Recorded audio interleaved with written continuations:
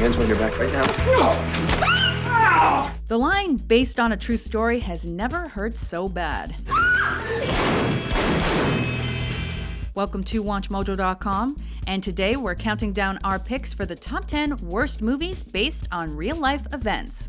For this list, we're choosing feature films as well as made-for-TV movies that were inspired by real life, but which did not do justice to their source material. Sounds like you're trying to put us out of business.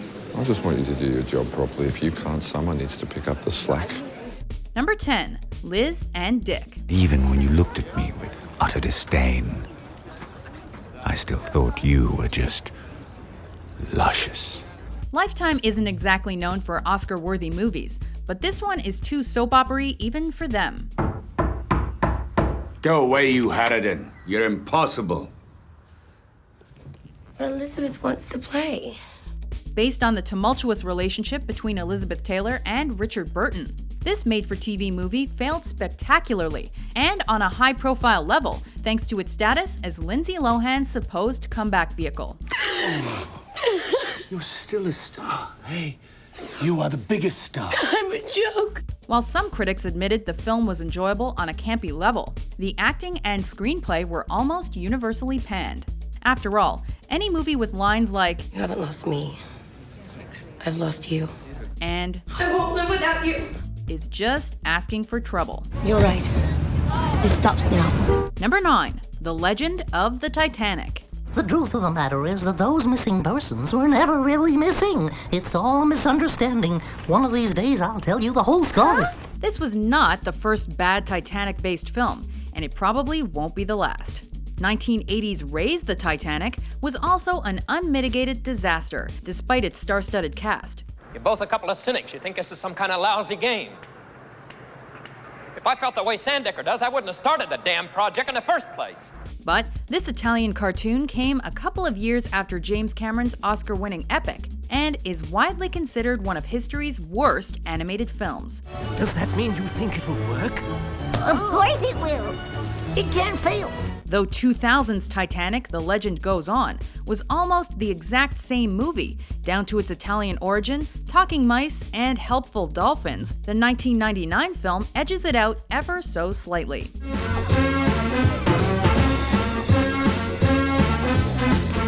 Honestly, the only way we figured out these were different movies is that one has a blonde and one has a brunette. Number 8, Patch Adams. My name is Dr. Phil. I'll be your surgeon. Oh, there you are. Hey, let's get ready to party! The real-life story of a man who discovers that humor can help patients heal themselves, so he becomes a doctor, with Robin Williams as the star, sounds good on paper. No, it's too risky.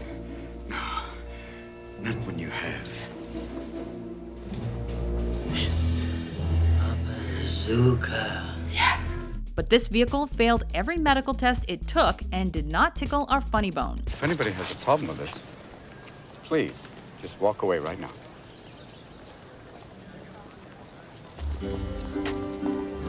All right. Wow. Yes. Okay.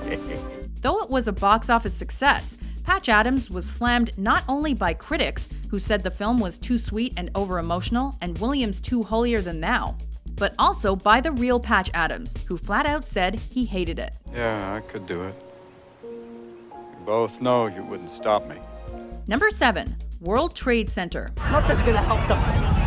We'll get up there. How you gonna save people that high up? It's impossible. You gotta try. Released a few months after the critically acclaimed United 93, Oliver Stone's September 11th movie lacked the edge and grit that has marked his past films. Yeah, what do you got today? Loading docks. Loading docks. Did that shipment come in from Florida? What the Though he's known for focusing on conspiracy theories and unsolved mysteries, Stone leaves these elements strangely absent when he tells the story of two Port Authority cops who survived the collapse of the Twin Towers. Run! The elevator shaft! Though some reviewers praised it, many called it over-sentimental and full of hokey, tear-jerking tropes, and criticized it for not showing the big picture of the terrorist attack. Meadow just got out. McLaughlin's still in surgery. Still missing 14. What do we do? Thousands of people in there, Patty. Where the hell are they? Number 6. The Black Dahlia. I lost a lot of things in life, but never a fight for money. Brian De Palma has made some good movies, but this isn't one of them. Two cops become obsessed with the grisly murder of a young Hollywood actress, a case that remains unsolved to this day. Imagine the headlines. Construction tycoon's daughter questioned in Dahlia case. Footsie at lesbian nightclub. Get the picture? Technicolor. Based on a real-life crime as told in a novel by LA Confidential author James Ellroy, this movie features De Palma's trademark visual brilliance, as well as an all-star cast. I feel it's my duty as a friend to tell you this. Make it look good. But it also has a confusing and overstuffed plot, a boatload of cliches, and a generally unsatisfying denouement. Great. Hollywood will you when no one else will. Hey, Johnson, go get a smoke. Number 5. Against the Ropes. Did you take care of my bookie? No, I stalled your bookie and your ex-wife. I also printed out your email, restocked your bar, hosed down Mel Harris. Numbers, top drawer, left side, all you have to do is sign off on them. It had been a few years since Meg Ryan had made a successful movie, and since she'd shed her good girl image thanks to a high-profile affair with Russell Crowe. Trust me, Callan, you don't want this kind of kaput. I'd rather have that kind of kaput than you're kind of stupid. And this movie did not help her bring her out of her career funk. Is that why you're acting like such a dick? She plays real-life boxing manager Jackie Callan, the ballsy woman who was the first female to make it in the industry. Her impact on boxing is irrefutable, but it's still a man's world. A heartless, egocentric, self-centered boys club. And Jackie Callan is its newest member. With sports movie cliches aplenty, as well as a comatose script and Ryan's iffy Detroit accent, this one was KO'd the moment it was released, only making $6 million at the box office. I don't want to see you.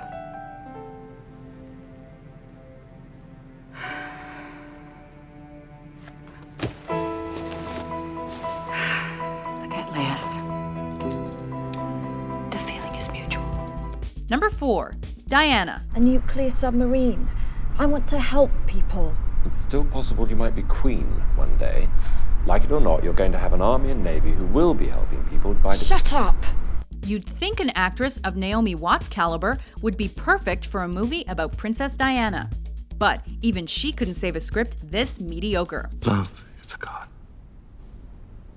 If you can't smell the fragrance, don't come into the garden of love.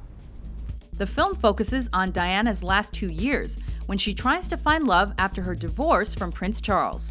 But instead of focusing on character development, it's schmaltzy, bland, and a royal mess. All you know about is football and jazz and saving people's lives. Saving lives? That wasn't on your list, Miss Polymer. The only amusement you get from this movie is unintentional. And in fact, it was so panned in the UK, it was released direct to DVD in the United States. Ouch. Somewhere beyond right and wrong, there is a garden. I will meet you there. Number 3. Alexander. Conquer your fear! And I promise you, you will conquer death! Criticized by fundamentalists, historians, reviewers, and almost anyone who saw it, this is another failure by Oliver Stone to tell an historical story. In you, the son of Zeus, lies the light of the world. Your companions will be shadows in the underworld, when you are a name living forever in history, as the most glorious shining light of youth, forever young, forever inspiring. Never will there be an Alexander like you, Alexander the Great. With a blonde Colin Farrell in the title role, Angelina Jolie as his seductive mother, and Anthony Hopkins providing DVD commentary-like narration. In the spring, Alexander marched an army of 150,000 across the passes of the Hindu Kush into the unknown. The film is condemned not only for being factually inaccurate, but also for not shedding any light onto Alexander's personality. With far less action than you'd expect in a movie about a conqueror, it almost plays like a documentary, and has been recut and re-released so many times we've lost track.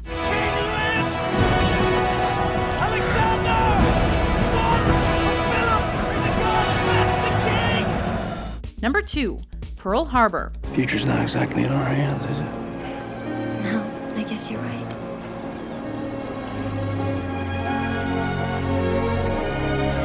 Hollywood action director Michael Bay took the attack on Pearl Harbor and turned it into an action movie? Go figure.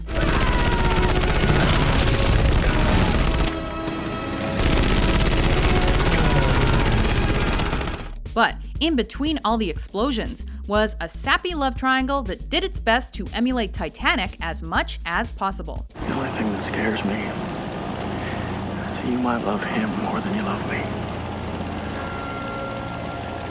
I love you, Danny.